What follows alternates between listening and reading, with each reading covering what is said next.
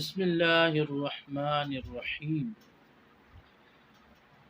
جو زیورات عورت کے استعمال میں ہوں یا جو گھر پہ پڑے ہوں، استعمال نہیں کیے جاتے، اس پر زکوٰۃ واجب ہوگی یا نہیں؟